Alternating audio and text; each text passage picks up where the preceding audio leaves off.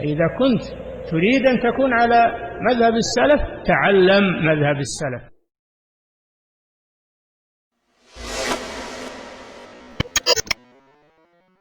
بسم الله الرحمن الرحيم. الحمد لله رب العالمين، والصلاة والسلام على أشرف الأنبياء والمرسلين نبينا محمد وعلى آله وصحبه أجمعين. أما بعد. Now, so we continue بإذن ta'ala with now the second lesson of reading through the book �قَوَاعِد al-Arba' by the Shaykh al-Mujaddid, Shaykh al-Islam, Mohammad bin Abd rahimahullah ta'ala.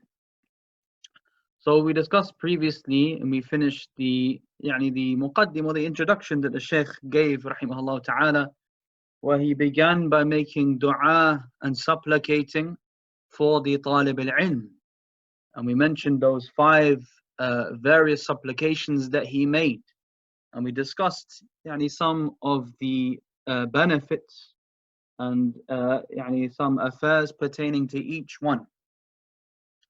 So now we go into the book, and again it is as if the Shaykh rahimahullah ta'ala gave a muqaddim or introduction into the book itself, a small and brief introduction into the book and the importance of learning about these qawaa'id and about these principles that he will later come to bi'idhnillahi ta'ala.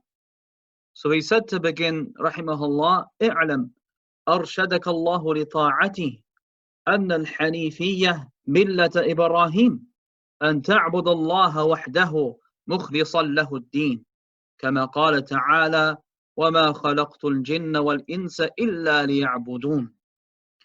So he said rahimahullah ta'ala, no, may Allah guide you to His obedience. Again, another dua for the talib al-ilm. The al-Haneefiyyah is the religion of Ibrahim. And it is that you worship Allah, making the religion sincerely for Him alone. As He said subhanahu wa ta'ala, I have not created the jinn and mankind except to worship me alone. So firstly, what is the meaning of ta'ah? What is the meaning of obedience? Because He said, no, أرشدك الله لطاعته. No, may Allah guide you to His obedience. And طاعة يا إخواني هو امتثال أوامره واجتناب نواهيه, is to act and implement the commands of Allah subhanahu wa ta'ala and to abstain and refrain from His prohibitions.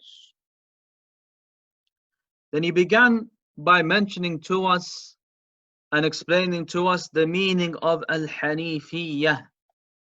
So he said, al-Haneefiyyah, the religion of Ibrahim. It is the religion of Ibrahim, as is mentioned in various places throughout the book of Allah Azza wa Jal. And he gave us the definition of al-Haneefiyyah, and that is that you worship Allah Azza wa Jal alone, sincerely devoting all of your acts of worship to Him alone subhanahu wa ta'ala. So al-Hanif, what is al-Hanif? Who is the one who implements this Haneefiyyah? That he is the one who is muqbil ala Allah. He is the one who turns to Allah subhanahu wa ta'ala. He is the one who inclines to Allah Azza wa Jal. Al-mu'rid amma siwah, and he turns away from anything other than Him subhanahu wa ta'ala. Meaning in worship, that he turns and he inclines towards Allah Azza wa Jal in his worship, and he turns away from anything other than Him in relation to worship.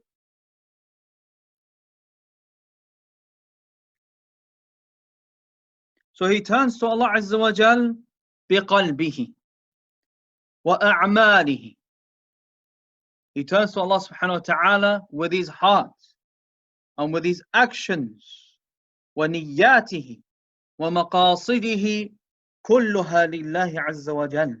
And with his intentions and his goals and his objectives, that all of that he makes sincerely to Allah alone subhanahu wa ta'ala.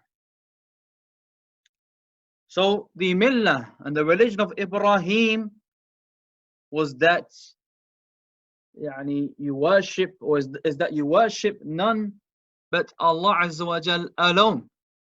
And this was the da'wah and the call of all of the Anbiya alayhim as-salatu was-salam. That all of the Anbiya and the Rusul, that they came with the same da'wah, that they came with the same call, and it was the call to al-Haneefiyyah, to single out Allah alone in worship.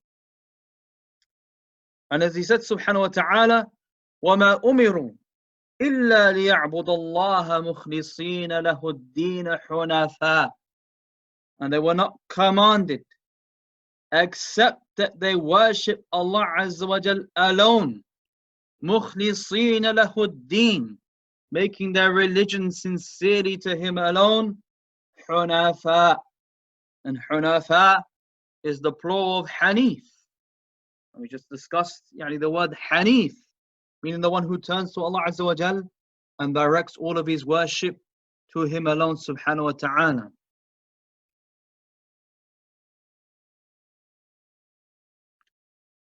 طيب. Then Shaykh al-Islam rahimahullah ta'ala, that he mentioned the ayah, وَمَا خَلَقْتُ الْجِنَّ وَالْإِنسَ إِلَّا لِيَعْبُدُونَ, that I did not create the jinn and mankind except to worship me alone.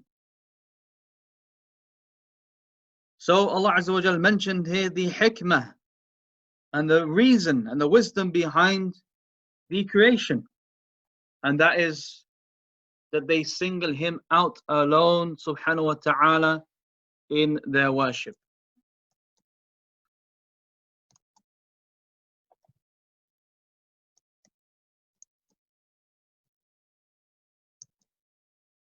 طيب. Then he said rahimahullah ta'ala, moving on, فَإِذَا عَرَفْتَ أَنَّ اللَّهَ خَلَقَكَ لِعِبَادَتِي فَاعْلَمْ أَنَّ الْعِبَادَةَ لَا تُسَمَّى عِبَادَةً إِلَّا مَعَ التَّوْحِيدِ، كما أن الصلاة لا تسمى صلاة إلا مع الطهارة، فإذا دخل الشرك في العبادة فسدت كالحدث إذا دخل في الطهارة. So he said, when you acknowledge that Allah has created you for His worship, then know that worship is not regarded as worship unless it is coupled with or accompanied by Tawheed. Just as prayer is not regarded as prayer except if it is accompanied by al-tahara, by purification. So when shirk enters into worship, it corrupts it, just like an impurity invalidates purification. So this first part that he mentioned, فَإِذَا عَرَفْتَ أَنَّ اللَّهَ خَلَقَكَ لِعِبَادَتِهِ, that when you acknowledge that Allah Azza wa Jal has created you for His worship, this is what we consider as a prerequisite. There's a prerequisite. This is something that proceeds and comes first. So if you know this and you understand this affair, then by default you will now come to know that worship is not regarded as worship unless it is accompanied by a tawheed. So this is the outcome and the result of the first one, of this prerequisite. Meaning that this knowledge is through stages. That a person firstly acknowledges that Allah Azza wa Jal has created him for a purpose, and that purpose being to worship Him alone subhanahu wa ta'ala. And then once he realizes and acknowledges this, then by default he comes to know that worship is not regarded as worship unless it is accompanied by the affair of a tawheed. So we find, ya ikhwan, that Shaykh al-Islam rahimahullah ta'ala, that he clarifies here the qubh al-shirk, the repulsiveness and the ugliness of this affair of a shirk, of associating partners with Allah Azza wa Jal. And he does this from a number of angles. He clarifies the repulsiveness of shirk and he does so through a number of angles. The first angle is by resembling the nullification of worship due to the presence of shirk in that worship, resembling that with the nullification of purification due to the presence of a hadath, of an impurity. طيب, and what is the angle here, ya ikhwan? Yani what connects these two examples?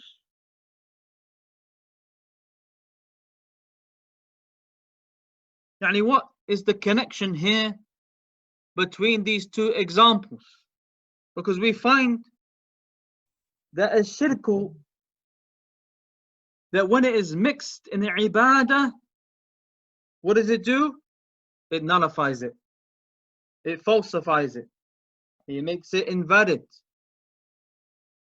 The same way that when impurity is mixed with purification, that likewise it invalidates it and it nullifies it.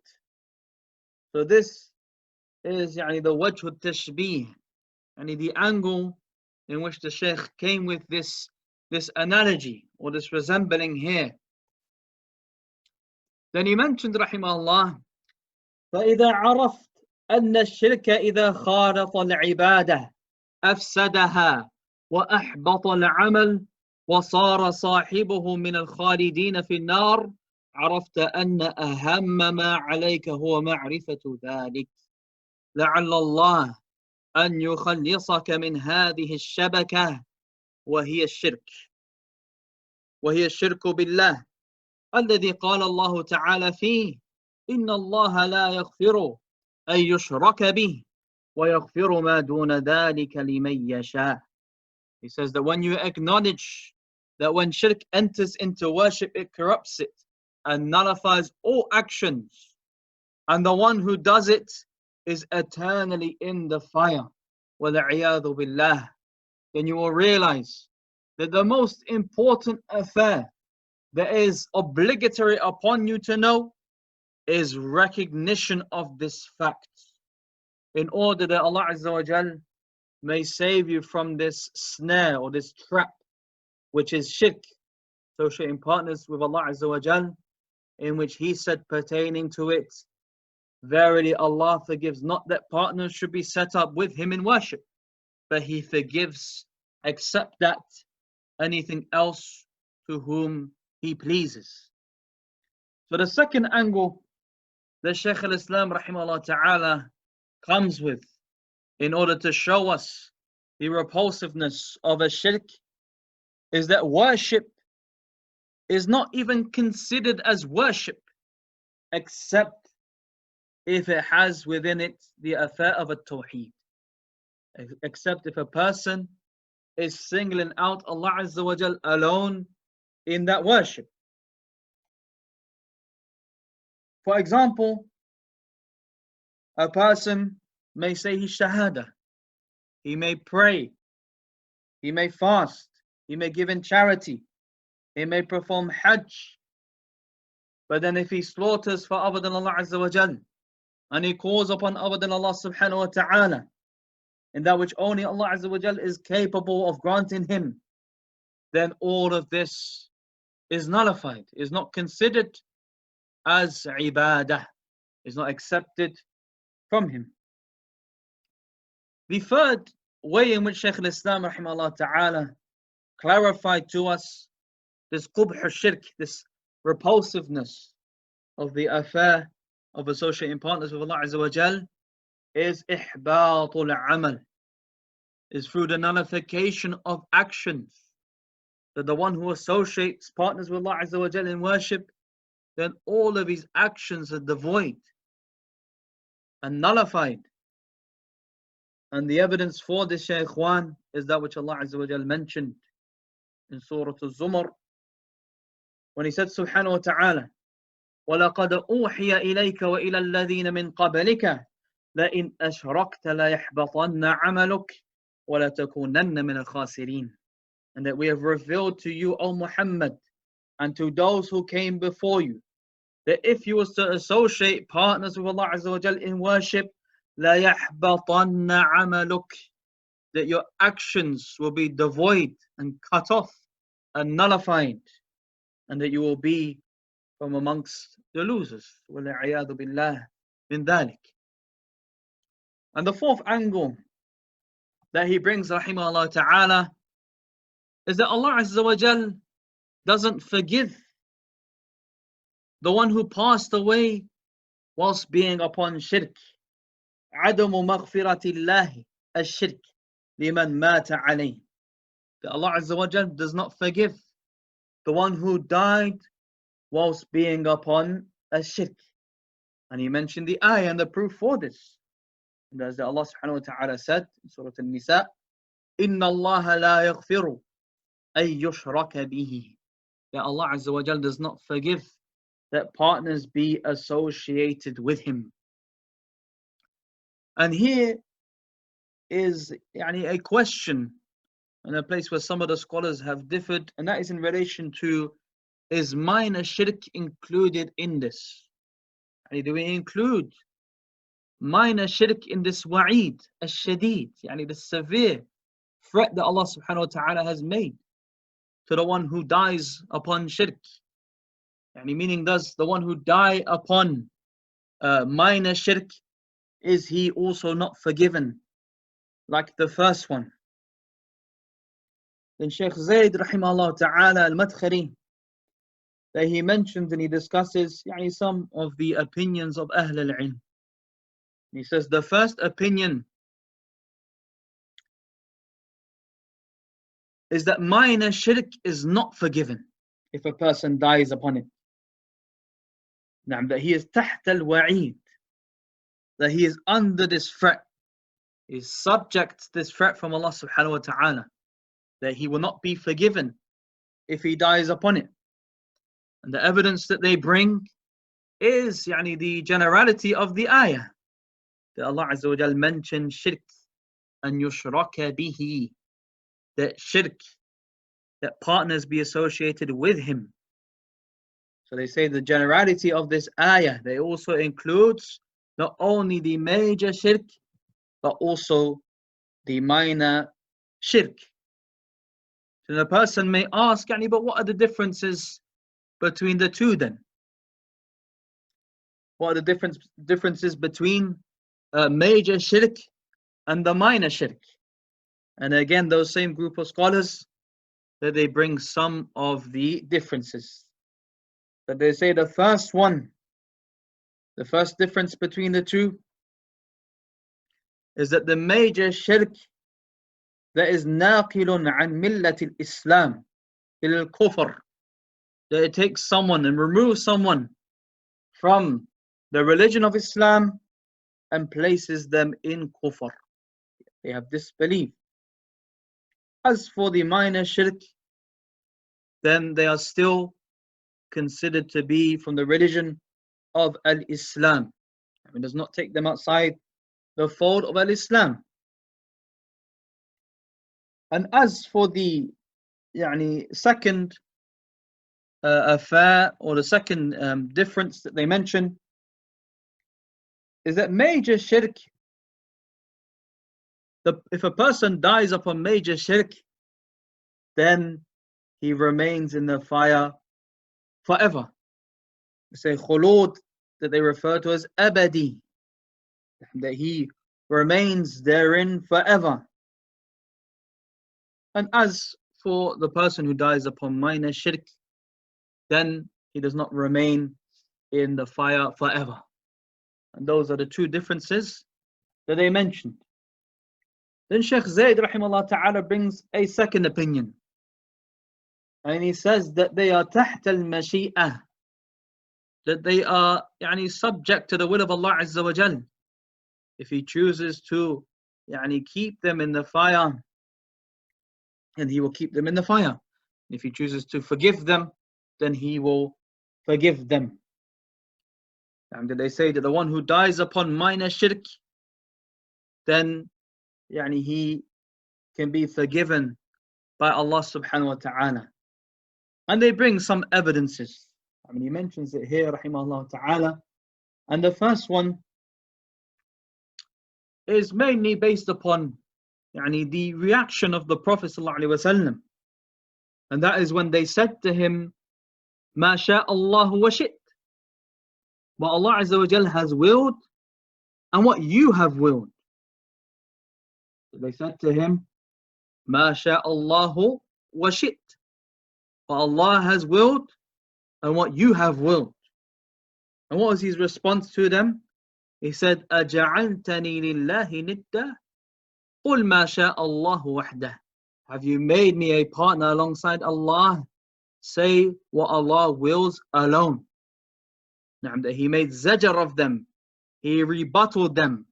However, it wasn't as if that they were now outside the fold of al-Islam, but rather he simply made zajr and rebutted them for this remark, and he corrected them in it.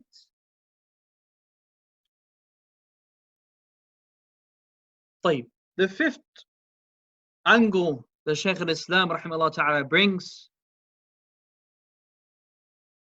in clarifying to us the repulsiveness of the shirk is that he resembled shirk to a trap. He resembled shirk to a trap. And in what way does shirk resemble a trap? How is shirk compared, or how does it resemble a trap? And that, as some of the scholars have mentioned, is from a number of angles. And this shows you the intelligence that Shaykh al-Islam rahimahullah ta'ala had, this comparison that he made. Because if we look closely and we analyze this affair, that we find that in many ways shirk can resemble a trap. And the first of that which they mention is due to the severity of it. Due to the severity of it. So just like a person falling into a trap is severe, has a severe consequence, then likewise shirk also has a severe consequence. The second one that they mention is that a trap is something that is khafi, something that is hidden. A trap is something that is hidden. And just like we find many of the aspects of shirk, that they are khafiyah, that they are hidden. Meaning that many of the people fall into them, or they fall into a shirk unknowingly. That many of the people are upon shirk, and they are not even aware of it, and they do not even know of it, due to their ignorance of this affair and their jahl of the deen of Allah Azza wa Jal. And the third way in which it resembles a trap is through the difficulty, عسر التخلص منه, the difficulty of being released from that trap and coming out of that trap. The difficulty which a person faces trying to get out of the trap is similar to the difficulty that one faces when trying to remove, or some of the people face when trying to remove themselves from shirk. And this difficulty goes back to two affairs. Shaykh Ubayd Hafidahullah Ta'ala mentions that this difficulty goes back to two affairs. That why did the people find it so difficult to remove themselves from a shirk and to get away from this trap? That it goes back to two affairs. The first affair is تقليد الماضين من الأسلاف, is following their forefathers, following what their forefathers were upon, as we find numerous times highlighted in the book of Allah Azza wa Jal. That what was the excuse of the Quraysh when they were called to al-Islam? That they said, إِنَّا وَجَدْنَا آبَاءَنَا عَلَى أُمَّةٍ وَإِنَّا عَلَى آثَارِهِمْ مُقْتَدُونَ. That we found our forefathers upon a way, upon a path, and we are simply following in their footsteps. So the people have difficulty coming away from a shirk because of that which their forefathers were upon. The second affair the Shaykh Ubaid Hafidahullah Ta'ala mentions, وَرَعَاهُ, is the ulama as-su', those evil scholars and callers to misguidance. الَّذِينَ نَشَّأُ النَّاسَ عَلَى الشِّرْكِ, those who cultivated the people upon this affair of shirk and associating partners with Allah Azza wa Jal. That they cultivated their people and their communities upon slaughtering for other than Allah subhanahu wa ta'ala, upon making tawaf around the graves and calling upon the dead, and committing all of these acts of a shirk. Then Shaykh al-Islam rahimahullah ta'ala mentioned, وَذَلِكَ بِمَعْرِفَةِ أَرْبَعِ قَوَاعِدٍ ذكرها الله تعالى في كتابه. And this knowledge comprises of 4 principles which Allah has mentioned in His book. And this knowledge, it comprises of 4 principles which Allah subhanahu wa ta'ala has mentioned in His book. And then He begins to go through each principle one by one, which we will bi'ithnillahi ta'ala do over the course of these lessons. So go through each principle that he mentions and that he brings, and to try to understand it as best as we can, and go through some of the explanation of the scholars pertaining to it. So that was just a brief, almost like a brief muqaddimah or brief introduction that Shaykh al-Islam rahimahullah ta'ala gives before he actually goes into his topic and mentioning these 4 principles. So bi'idhnillahi ta'ala will suffice with that for now, and next time we will go to and begin the first principle that he brings bi'idhnillahi ta'ala. ونكتفي بهذا وصل اللهم وسلم وبارك على نبينا محمد وعلى آله وصحبه أجمعين.